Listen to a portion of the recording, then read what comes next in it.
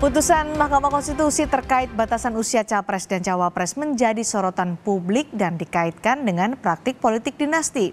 Pasalnya, ada nama Gibran Rakabuming Raka yang maju sebagai pendamping Prabowo di Pilpres 2024 ketika ayahnya, Joko Widodo, masih menjabat sebagai presiden.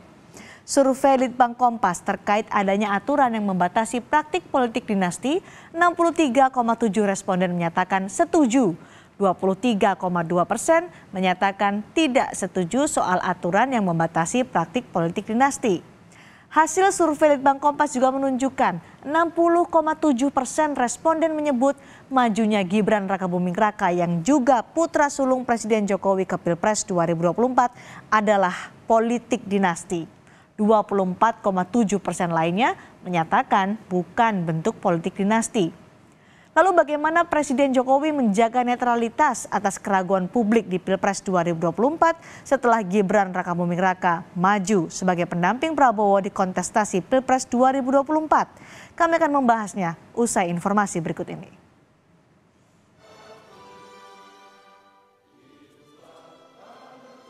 Presiden Jokowi meminta seluruh kepala daerah menjaga netralitas khususnya selama pelaksanaan pemilu. Senin siang, Jokowi mengingatkan kepala daerah dan ASN agar berhati-hati dalam mengambil kebijakan saat pemilu 2024. Gubernur, Bapak Ibu Bupati Wali Kota, berikan dukungan pada tugas-tugas KPUD dan Bawaslu. Tapi tidak mengintervensi apapun, membantu. Anggaran segera disegerakan. Dan juga saya minta jangan sampai memihak. Itu dilihat loh, hati-hati. Bapak Ibu dilihat. Mudah sekali kelihatan Bapak Ibu memihak atau enggak, krik, udah. Dan juga pastikan ASN itu netral.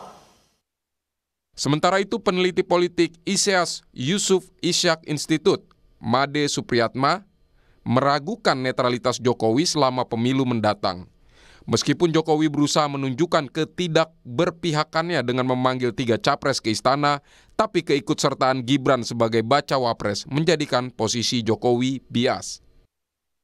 Ini kita pertama kali dalam kehidupan republik ini ada seorang presiden dengan anak kandungnya sendiri dengan pengalaman yang sangat minim, maaf saya katakan begitu karena memang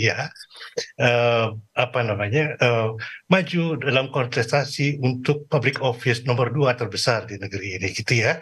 Jadi untuk saya ini sulit apakah untuk menepis keraguan di masyarakat. Sebagai seorang pengamat saya melihat di mana-mana itu terjadi gitu ya. Orang membicarakan ini gitu ya. Kok tidak tahu malu ya? Itu paling sering yang saya dengarkan seperti begitu. Sekretaris Jenderal PDI Perjuangan Hasto Kristianto sempat menyinggung soal kelahiran nepotisme baru di Indonesia. Awalnya Hasto menyinggung warna baju hitam yang dikenakan Ketua PDI Perjuangan Ahmad Basarah. Hasto menyinggung warna hitam menandakan demokrasi Indonesia dalam tantangan akibat kelahiran nepotisme.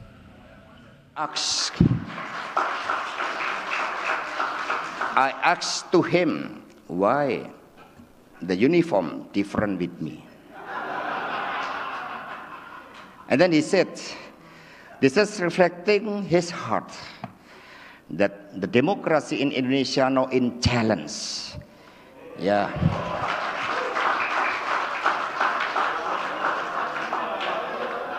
Yeah, because the ribbon of nepotism. So we have to consider for this. Yeah, so we have to be understood for the meaning of the black uniform of Pak Baskara. Gibran sendiri tak ingin berkomentar soal isu nepotisme ataupun hak privilege keluarga Jokowi. Gibran mengatakan bahwa ia sudah bertemu Puan Maharani dan meminta izin untuk ikut Pilpres. Yaitu monggo saya kembalikan lagi ke Pak Hasto. Kira-kira 2 minggu yang lalu saya sudah ketemu Mbak Puan dan Pak Arsyad. Beliau berdua sudah memberikan saya izin untuk ikut berkompetisi. Ya secepatnya, Rencana mau mengambilkan KTA kapan? Nanti saya bicarakan dengan Pak Ketua DPC dulu. Dalam survei Litbang Kompas Mei lalu, 90,3% responden menilai sangat penting bagi Presiden untuk bersikap netral di pemilu 2024. Responden juga menilai beberapa kriteria yang dikatakan tidak netral. Sebanyak 30,67% menyatakan dukungan ke partai tertentu sebagai bentuk tidak netral. 28,04% menyatakan dukungan ke kandidat tertentu dan ada 17,48% yang menyebut mencalonkan anggota keluarga di pemilu sebagai bentuk ketidaknetralan dalam pemilu. Pilpres kurang dari 4 bulan lagi. 3 pasang baca pres dan bacawa pres akan bersaing memperebutkan kursi RI 1 dan RI 2. Sikap netralitas Jokowi diuji karena putranya menjadi salah satu kontestan di Pilpres. Tim Liputan Kompas TV.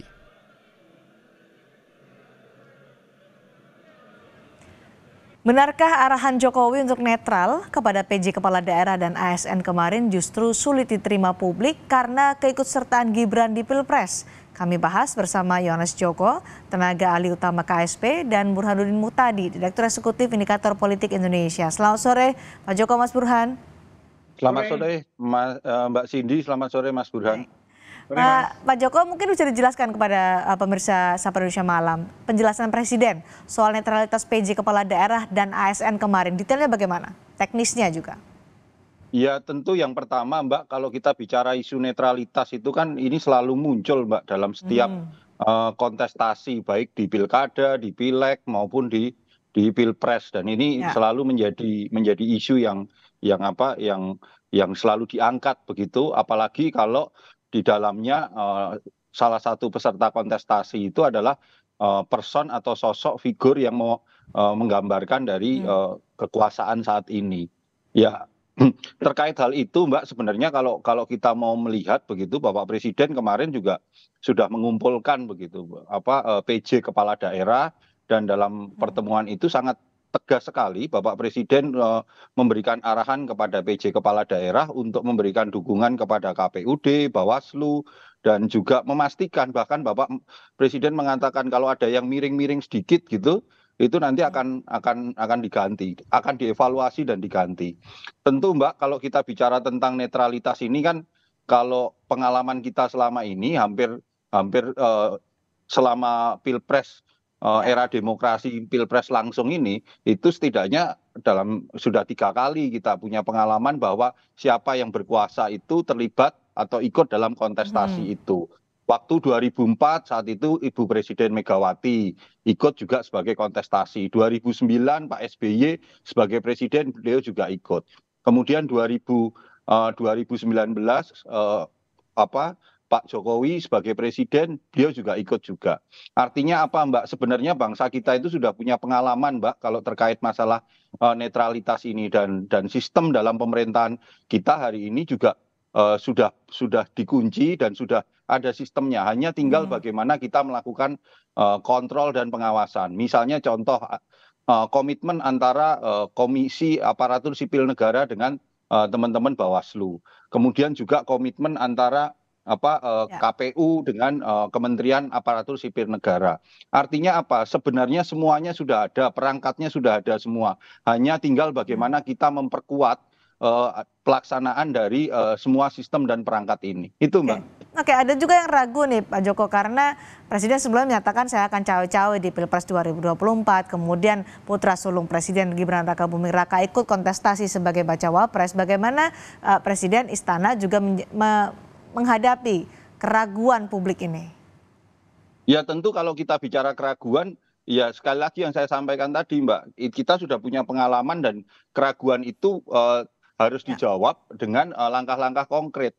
selain langkah-langkah konkret dari pemerintah, kita juga saat ini kan situasinya jauh lebih baik, Mbak, dibandingkan pada periode-periode atau masa-masa yang lalu. Saat ini situasinya adalah situasi masyarakat itu melek digital. Hampir kurang lebih 60-70% populasi penduduk Indonesia ini sekarang pengguna aktif sosial media, dan melalui sosial media pengawasan dan kontrol itu masyarakat sekarang bisa melakukan secara langsung begitu, dan bisa mengangkat permasalahan-permasalahan bila ditemukan ketidaknetralan dalam pelaksanaan Pilpres kali ini. Artinya tentu kekhawatiran itu pasti selalu ada begitu, Mbak, tetapi yang terpenting adalah bagaimana kita menjawab kekhawatiran itu dengan langkah-langkah nyata, dengan sistem yang sudah disiapkan, dan tentu bagaimana membangun konsolidasi dan kolaborasi antara pemerintah dengan masyarakat sehingga kita bisa menjaga keadaban politik kita bisa menjaga demokrasi kita dengan lebih baik. Itu, Mbak. Oke, saya ingin mendengar pandangan Mas Burhan soal arahan Presiden Jokowi agar PJ Gubernur, PJ Kepala Daerah, dan ASN netral di pemilu. Ya, arahan tersebut mengikat langsung kepada Presiden sebagai kepala negara, kepala pemerintahan yang menyampaikan arahan berkaitan dengan netralitas. Jadi menurut saya apa yang disampaikan oleh Presiden Jokowi di depan para PJ kepala daerah, termasuk juga dalam sajian makan siang bersama 3 capres tersebut, itu jangan sekedar gimmick. Jangan normatif saja begitu ya?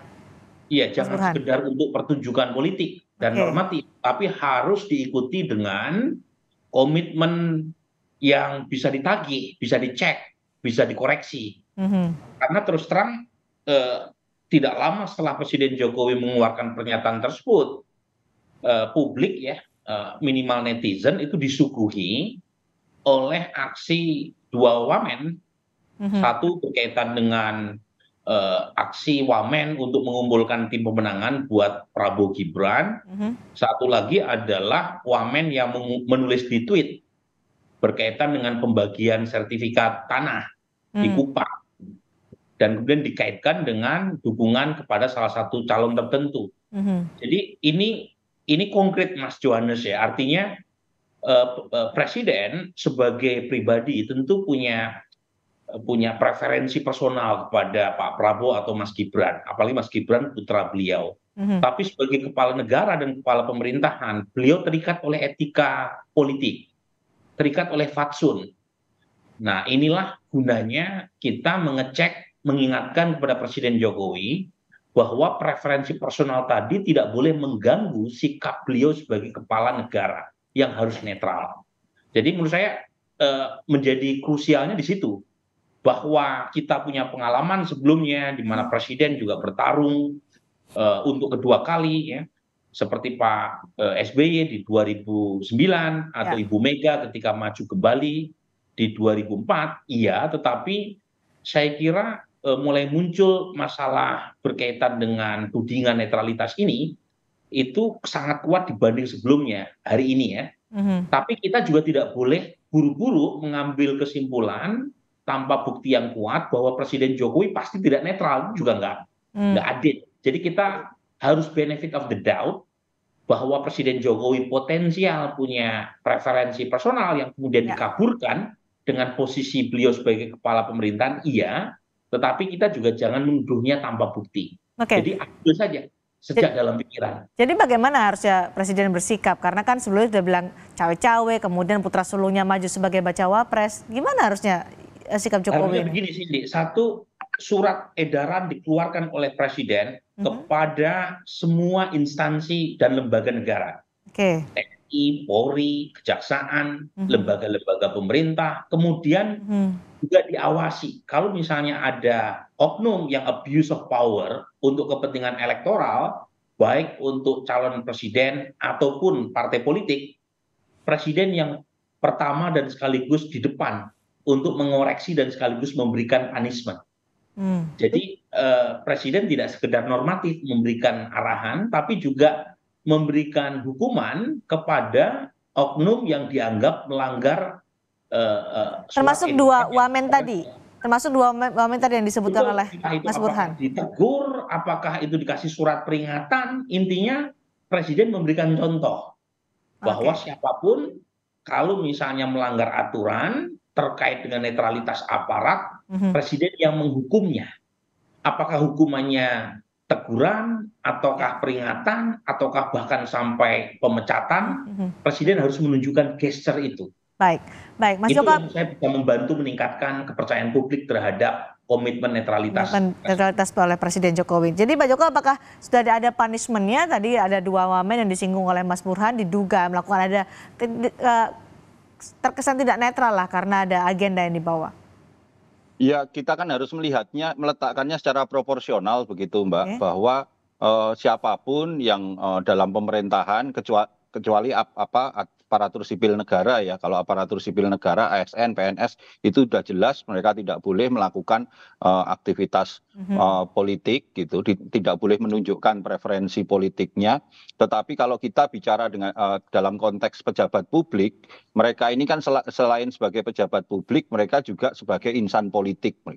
Dalam konteks insan politik tentu parameternya sebenarnya gampang, Mbak, untuk melihat apakah ini sebagai bentuk netralitas atau tidak, atau ini menggunakan infrastruktur negara atau menggerakkan aparat negara. Parameternya sebenarnya 2 itu, Mbak. Apakah menggunakan infrastruktur atau menggerakkan aparat negara. Tetapi dalam konteks pejabat negara dan mereka juga sekaligus juga sebagai insan politik, banyak juga para pejabat yang para pimpinan partai begitu. Ada juga yang mereka juga menjadi pengurus partai.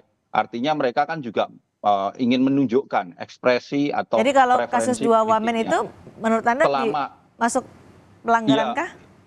Iya, nanti kita akan cek, Mbak, dalam konteks bahwa apakah ini pelanggaran atau tidak. Ya sekali lagi kan sudah ada aturannya. Bawaslu juga sekarang juga teman-teman di Bawaslu juga telah bergerak. Mereka juga pasti akan melakukan langkah-langkah yang terukur begitu, Mbak, sesuai dengan regulasi dan aturan yang sudah ada. Baik. Betul, Mbak. Pak Joko, kemarin kan Presiden mengundang 3 baca pres untuk makan siang bersama. Dibahas juga oleh baca pres Anies Baswedan soal netralitas. Apa komentar dari Istana dan komentar Anda? Ya, prinsipnya apapun yang menjadi kekhawatiran baik masyarakat ataupun baca pres terkait masalah netralitas pelaksanaan pemilu maupun Pilpres 2024 ya adalah baik adanya begitu, Mbak. Dan ini tentu harus menjadi terus menjadi harus terus disuarakan. Sekali lagi tujuannya tidak lain dan tidak bukan adalah kita harus menjaga demokrasi kita yang selama ini sudah kita bangun sejak tahun 98 dengan segala problematikanya, pasang surutnya harus menjadi lebih baik begitu. Artinya bahwa masukan dari baca pres kepada Bapak Presiden tentu itu akan menjadi perhatian, dan kami pun di kantor staf Presiden itu arahan Bapak Kepala Staf Kepresidenan Pak Muldoko itu jelas sekali bahwa laksanakan semua tugas dan pekerjaan dengan profesional dan imparsial begitu. Kalaupun akhirnya ingin menunjukkan preferensi politik ya silakan, nanti akan ada langkah-langkah yang lain yang harus ditempuh. Itu, Mbak. Baik, Mas Burhan, apalagi yang harus dilakukan untuk menjaga netralitas ASN, kemudian juga TNI Polri juga ini menjadi hal yang penting untuk bisa dijaga netralitas menuju pemilu 2024. TNI Polri ini juga harus dijaga ya, Mas, karena kita melihatlah beberapa terakhir ketika Kasat yang dilantik oleh Presiden kemudian menjadi calon Panglima TNI adalah orang yang dekat dengan Presiden juga. Kalau itu sih sebenarnya hak prerogatif Presiden, Cynthia. Betul. Kita tidak bisa mempersoalkan pilihan Presiden yang melekat sebagai kepala negara. Nah, kalau buat saya tadi ukurannya jelas ya. Saya bisa mengerti, Mas Jo, kalau misalnya pejabat publik punya preferensi politik, misalnya beliau berasal dari partai politik tertentu.